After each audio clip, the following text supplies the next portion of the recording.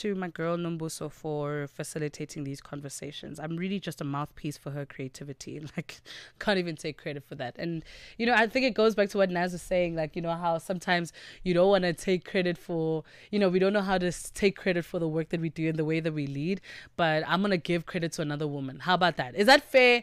I'm just taking my crown and putting it on hers. Or I'm just shining hers to say, girl, shout out to you. And speaking of, we're going to have an amazing conversation now. We're talking about the African New Year. We celebrated in September, but quite an interesting new year or beginning of a new year astrologically with the solar eclipse, 2 of them. Tonight is the last one, which is a really deep purge, a great time to do your shadow work. And I think let's usher in Dr. Mmatshepo Gaspa Mazibuko to speak a little bit more about this.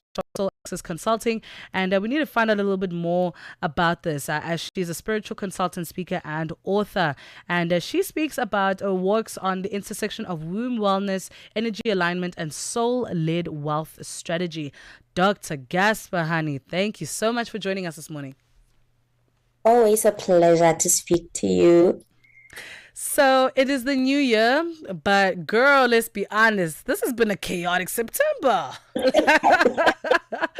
I lost my mind. I pulled my hair out. I'm wearing a wig now and I'm trying to keep sane. What happened this month? Like, what is going on? We were purging. We were releasing what no longer serves us. This is not the time to be worrying about what didn't work out in January. Otherwise, you will be stressed. Like, I'm not a crier. I walk in the mornings, so I try to release all my emotions there, but I can't tell you how many times I cried this month. And it's not because of, like something like major happened in my life, that's kind of the average day to day, but those things that would trigger me just hurt more this month. Why was that? So we are in between 2 eclipses, 1 lunar eclipse and 1 solar eclipse, and because of that, there's a the moon triggers the water in the moon controls the tides in the oceans, and we ourselves are more than 72% water. So that in itself, the moon had an effect on that. As much as we think it's just an object in the sky, because it has an effect on water, it has an effect on us too, because we have water in our system. So it did kind of affect our system in the sense that the water in our body went into a bit of a ripple, and we found ourselves going through the most. And now we are about to experience a bit of a purge in the physical sense where the solar eclipse is concerned. But the solar eclipse is more about grounding us now and bringing things back into balance after the moon, got us into a space of dealing with our emotions and things that we've been repressing. So we went through breakups, friendships were tested, not even tested, we lost a couple of friends this month, which was kind of gut-wrenching, cried about things that, normally trigger us, but we kind of shrug them through. But this month we cried about them. How do we prepare for tonight's eclipse? It's kind of like the grand finale of our purge. Yes. So now it's the time to reflect on whether or not the things you've wanted throughout the year still matter. Ooh. And if not, then let them go. Don't force anything, think about those friendships as well. Are they worth the reconciliation, or is it time to release and surrender? And to also let go of any kind of resentment, because now it means, if you think of it from a gardening analogy, is that when we dig up certain things out of the soil, when we prepare the soil for plantation, there are things we can get rid of, there are things we can still keep, like your mint. You can get rid of it, or you can let it continue to grow, so there are things you will find in the soil that you must decide whether or not you're throwing away or you're keeping. And that's where we are. Yeah. And when a year starts like this, when an African New Year starts like this, I mean, what can we anticipate for the next couple of months? Because, of course, life is quite unpredictable, but we can plan according to like an astrological calendar. What can we look forward to now, post-eclipse? Especially, I don't know, the mutable signs are the ones that are heavily affected after this, because we are in Virgo season now. But what can we... Oh, no, we're not in Virgo season. We're out of Virgo season. Correct me if I'm wrong, please. We're leaving Virgo season on the 23rd. Oh, thank God. Oh, So Libra, that please, Libra, come on. I need you to get on your Zoom. What can we anticipate for the next few months? So in terms of the next few months, it's now the time to hit the ground running. You know, we're used to doing our New Year's resolutions at the beginning of January, which is not the time to be planting anything. It's the time of harvest. Mm. So this is the time to start, you know, laying those new seeds, Gengoku. What do you want for yourself? What do you want to see yourself achieving? And you know, instead of seeing it as the end of the year, to actually see it as the beginning. That's when we actually get to align ourselves properly. And you'll see that if you lock in now, you will end the year on a much more positive note, and you'll have a reason to rest in December and January. You'll be reaping the rewards of the work you did now within the space. And even if the laying of the seeds is just a matter of getting clear in your mind, because Libra is about balance. Mm. So therefore, once you are clear about things you're keeping and things you're releasing, and you let go of resentment and you let go of any bitterness and regrets, and you start on a clean slate, it becomes better versus waiting for January to say, I'm only going to start in January, which is a period of harvest.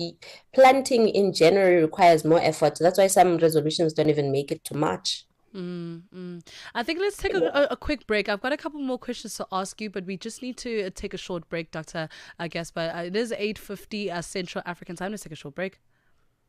AUSISA, the Association of Water and Sanitation Institution of South Africa, is a platform uniting Africa's water professionals. This November, Africa leads the conversation on water and sanitation.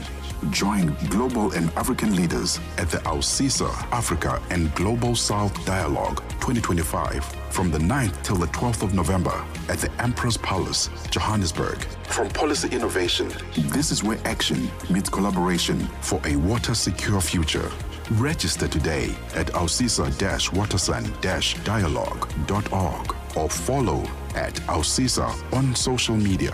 AUSISA, working together for sustainable water and sanitation security in Africa. Find the latest Oasis podcast on www.channelafrica.co.za.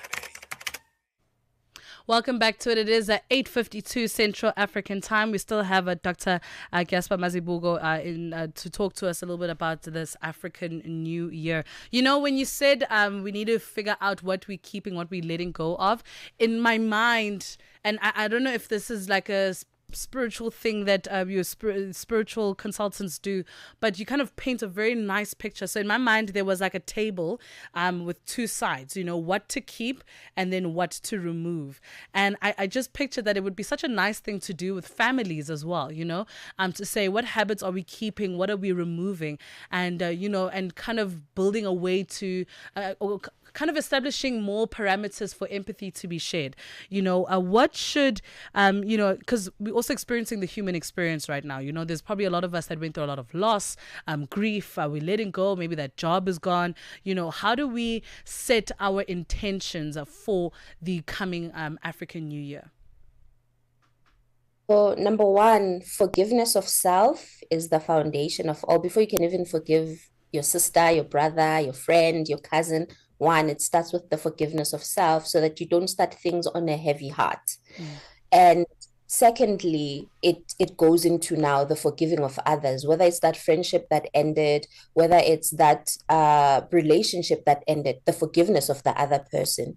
And now we're not forgiving to say we're reconciling. First, you do the forgiveness before you can consider the reconciliation.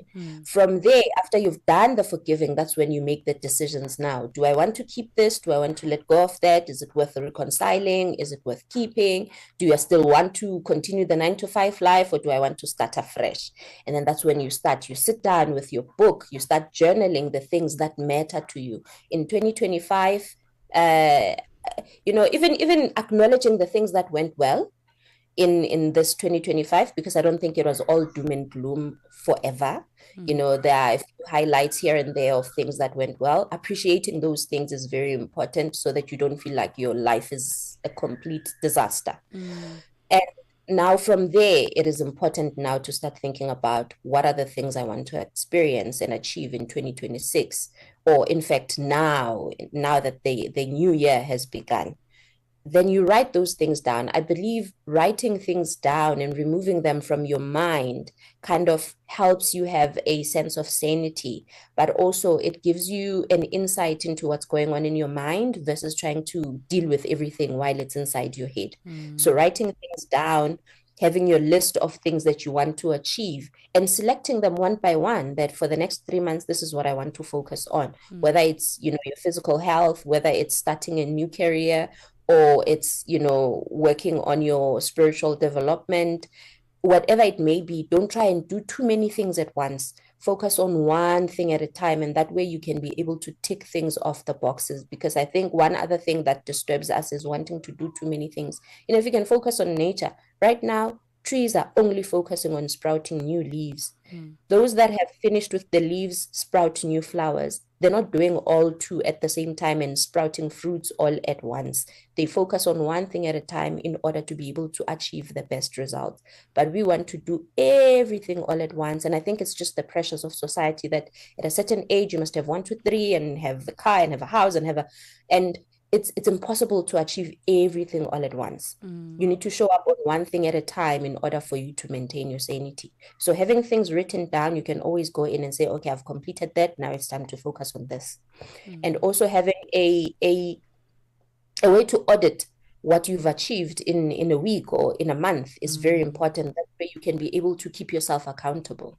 Because I think we've lacked accountability for a few years. And it's because of that, where we start in January and by March, we're exhausted. We don't want to participate anymore. Hey, how many weight loss challenges were supposed to be done this year, Gail? How many people were like, I want to this year? No, but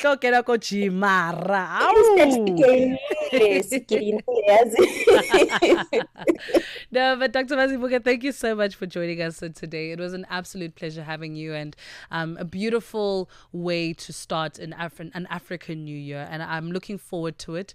Thank you so much for your wisdom, and till we meet again. Till we meet again. And for those who are interested, they can check out our social channels. Yes. There's an event happening in September where we'll continue this conversation and embodiment exercises. And yeah, it's going to be great. It's called Abalandeli Belanga, and wish to see them there. Amazing stuff. Thank you so much for joining us. Thank you. That was Dr. Mmatshepo Gaspa Mazibuko from Soul Access Consulting, who's a spiritual consultant, speaker, and author. And we're talking about the African New Year. 8:57 Central African Time. The Tech Africa team is here with us, and we're going to find out a little bit more about, what's going to be taking place. What technology are we looking at? I know I'm excited for your final.